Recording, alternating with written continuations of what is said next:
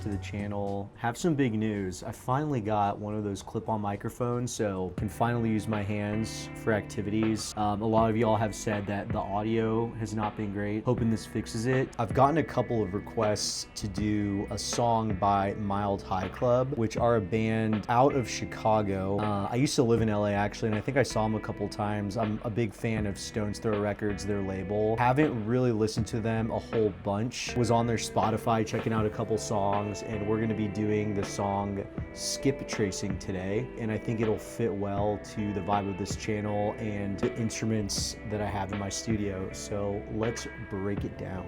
For those of you new to my channel, I'm focused on DIY recording, mainly on multi-track cassette tapes.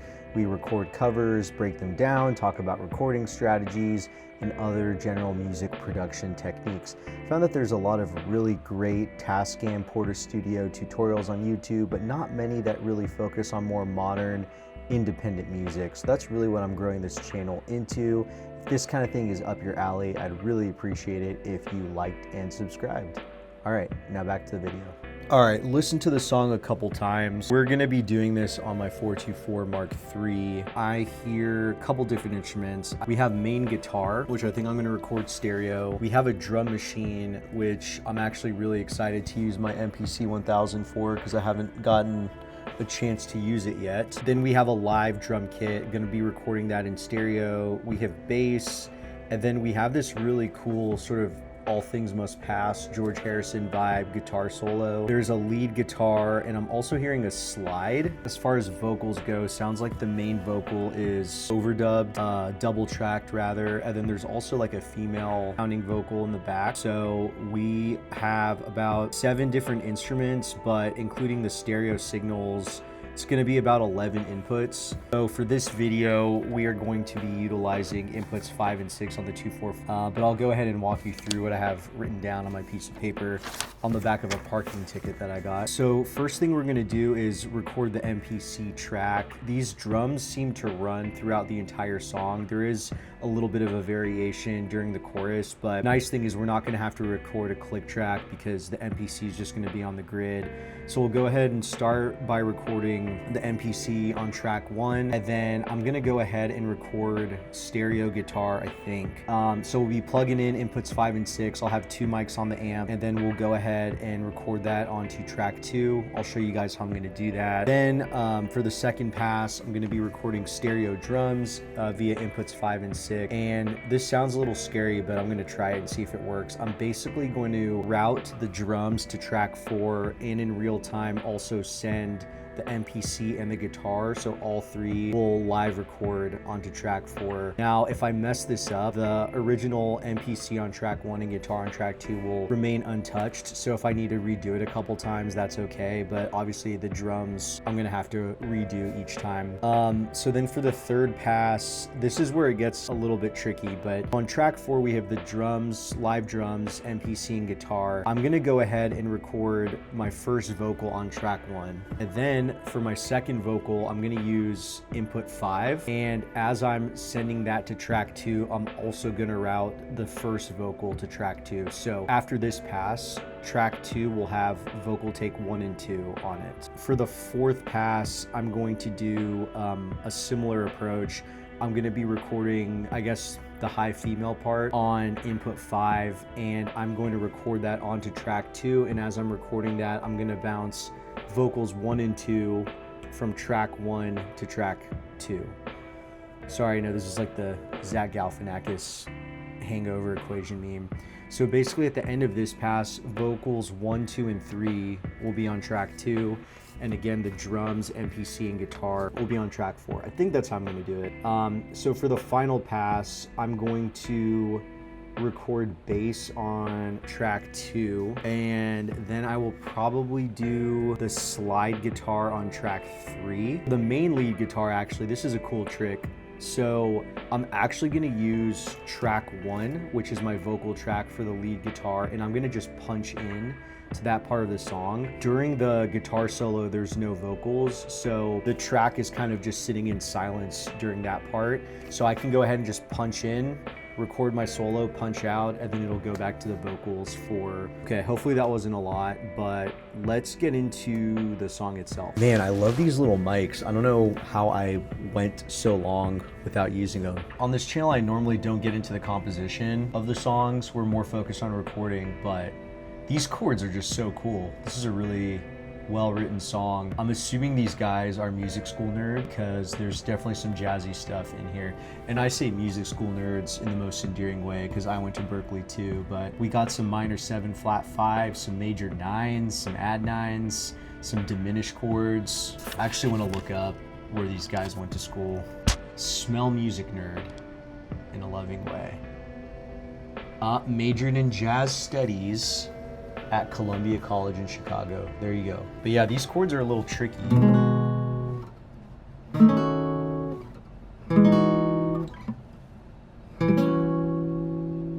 I think that's right. No.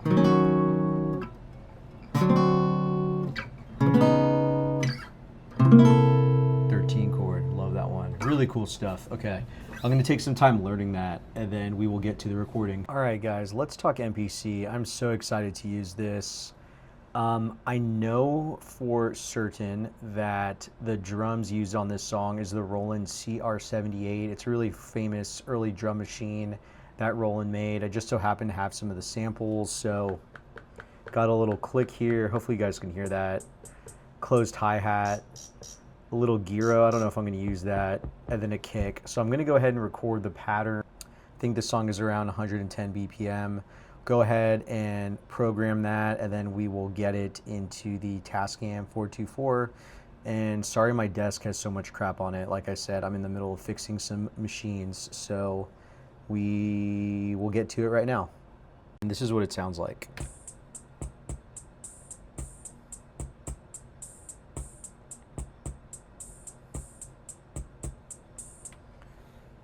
All right, ready to lay down the MPC. Plug it in here to track 1. Have this set to direct.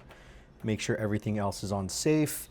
And basically I programmed 2 different patterns in here, one for the verse and one for the chorus. And I'm gonna be using this jog wheel to just go back and forth between them. So let's go ahead and get this recorded. All right guys, just got done with the MPC, so went ahead and turned that down, set this back to safe. The next thing we're going to be doing is recording stereo guitar via inputs 5 and 6, and those are going to be going to track 2. So in order to do that, I'm going to set track 2 to mic line, and then over here on track 2, we're going to set it to bus R, and then we are going to bus inputs 5 and 6, which are our guitars, over to track 2. All right, let's go look at the guitar setup. Got my WA-19 on the left speaker, SM57 on the right. We're drenching up the reverb. Chorus, we're gonna do low speed, high depth. And I think the sound is pretty close. I'm also gonna make sure to turn on phase cancellation on one of these. Since they're at slightly different distances, we want to make sure that there's no phase cancellation. So let's go ahead and get this recorded.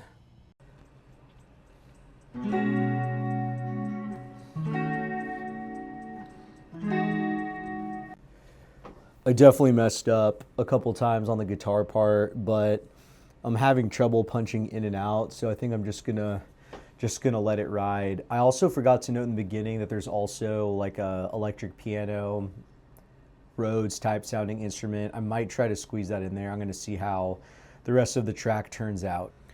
All right, so I currently got MPC on track 1, guitar on track 2, inputs 5 and 6 here. I'm actually gonna be using the same mics I use on guitar, the SM57 and the WA-19 on drums. Those are gonna be going into inputs 5 and 6, and we're gonna be bouncing all of this to track 4. So to do that, gonna set track 4 to mic line, and then over here, I'm gonna set track 4 to bus R, make sure everything else is on safe mode. So now everything that's bus right is going to go to track 4. So here we have our stereo drums, MPC and guitar are all gonna be going in real time to track 4. Hoping this works and the volumes are okay. By the way, here's the carcass of a 244 I'm fixing. It is a love-hate relationship fixing these guys.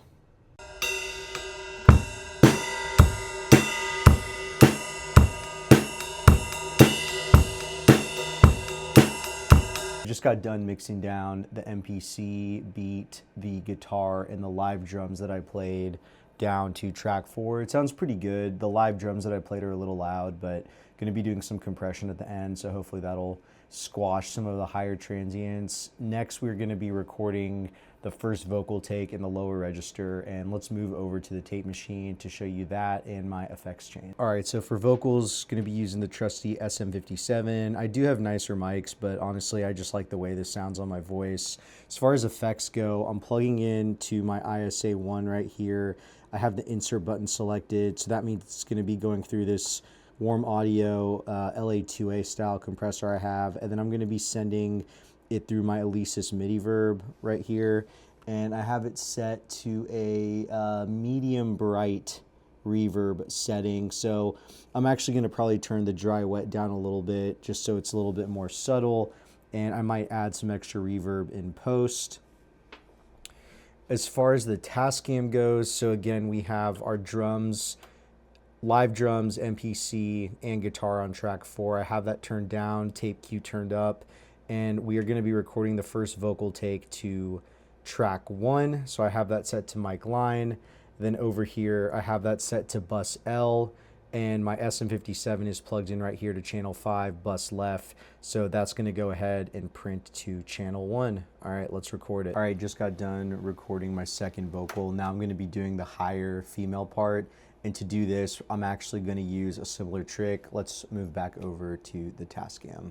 All right, so currently I have vocal takes 1 and 2 on a track 2. I'm going to move everything back over to track 1 while adding my third vocal part, which is the higher female vocal. So again, that's going to be coming in on track, or on input 5, my apologies. So I'm going to set track 1 to mic line, set it to bus L right here, make sure everything's on safe mode, and now everything that's bus left, so my main vocals 1 and 2, and then the third vocal that I'm doing. So both of these are going to bounce over back to track 1, and then I should be done with vocals. Okay, we are back for day 2. So right now I have all 3 of my vocal takes on track 1, and I noticed that there's a really high noise floor. I think this is probably coming from the MIDI verb 2 that I have. I'm not 100% sure if it actually works properly. It's super noisy. Probably need to get in there at some point and check the wiring and everything. But I actually have an idea that I've been wanting to test out, and this is actually the perfect application. Now, I have a DBX compressor / gate, and it's also not that great. I got it for really cheap on Facebook Marketplace. But with the gate feature, basically what a gate does is you set a certain threshold, and if audio goes above the threshold, it'll play, and if it's below, it'll be silent. So I'm going to try to play around with it and see if I can set the gate so that some of the noise floor disappears. So I'm actually going to move over to the Tascam and show you how I'm wiring it. Again, I don't know if this is going to work, but I thought it'd be fun to test it out. Here I have my DBX. This is called the 266 XS. Not a huge fan of it, but it's the only thing I have that actually has a gate. So right here, I'm going to set the threshold to about 40 or so, and we're going to run the original track I recorded, which is right here, track 1. This is the vocals. So I have the inputs and outputs plugged in right here, and basically I'm going to send this over to track 6. So this is the original vocal. This is the process vocal with the compressor and gate. So I'm going to see if I can actually take the original, put it here, and then bounce this in real time to track 2. I'm going to move track 2 to mic line, set that to bus R, and then I'm just going to bus the compressed and gated vocal.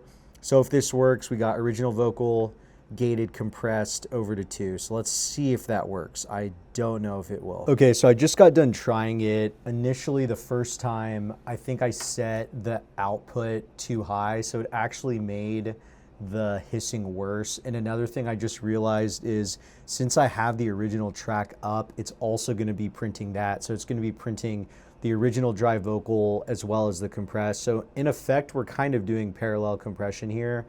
I'm going to do it one more time with the parameters adjusted because the hiss kind of got worse, but I think all in all, it'll sound better. If you've watched my videos before, you know I kind of use this chain on almost everything. So I have my bass plugged into my ISA2 preamp, and then that is going as an insert to this WA2A, which is the warm audio version of the LA2A. And when you're using these kinds of compressors, you can see I have it set to gain reduction.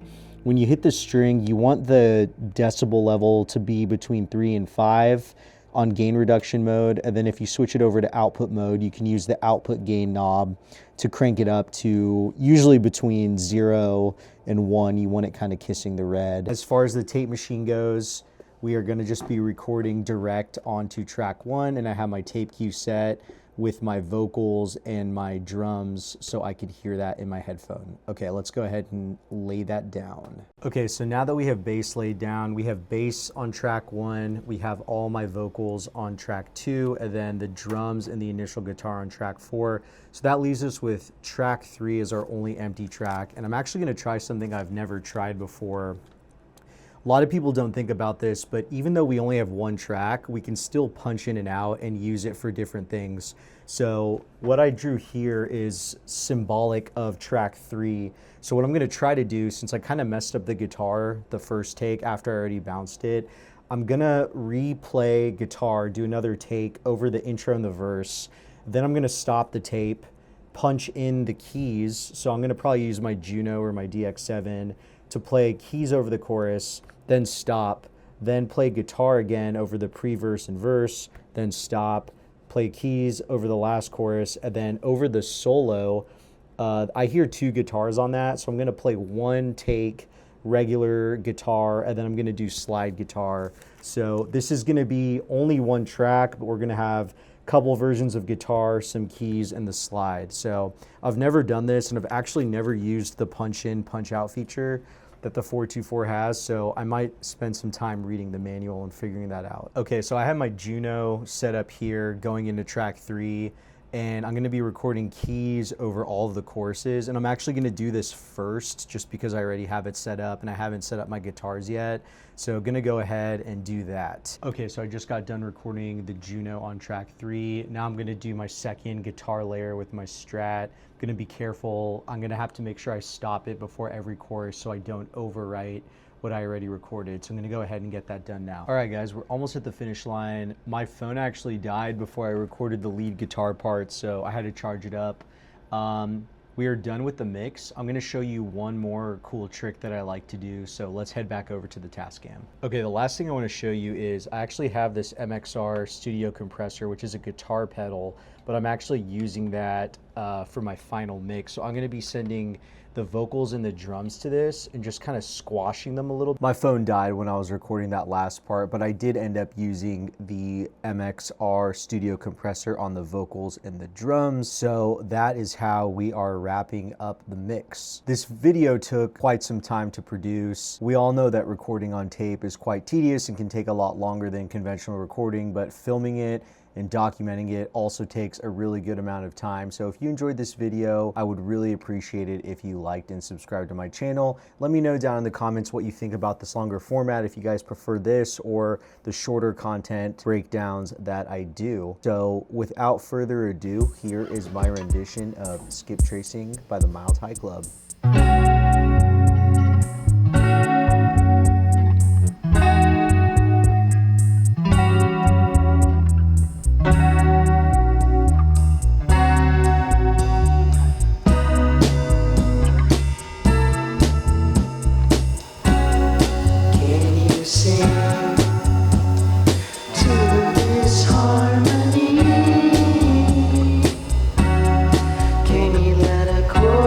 Say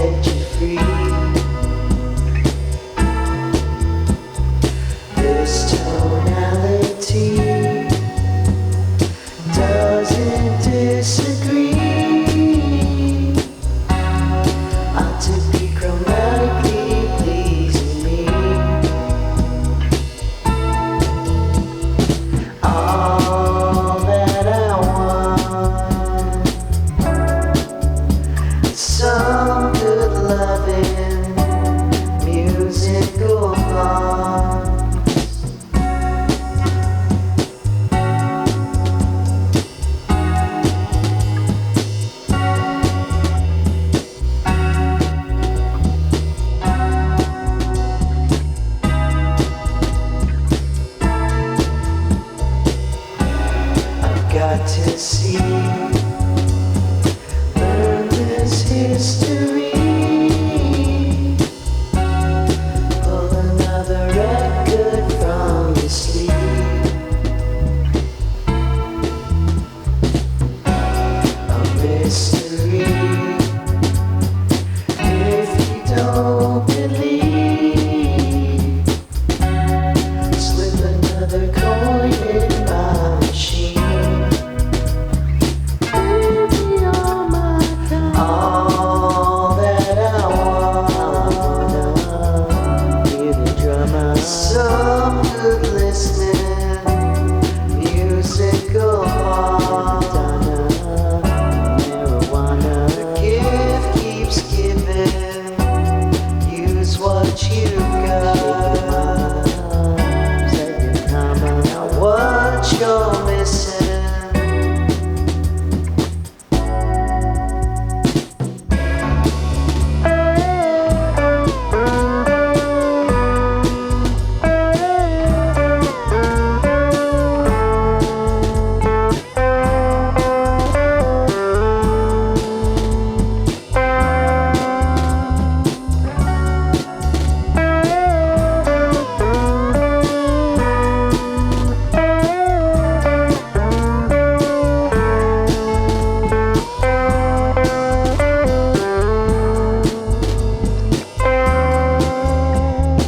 All that I wanna hear the drummer. Some good listening, musical marijuana. The gift keeps giving. Use what you got.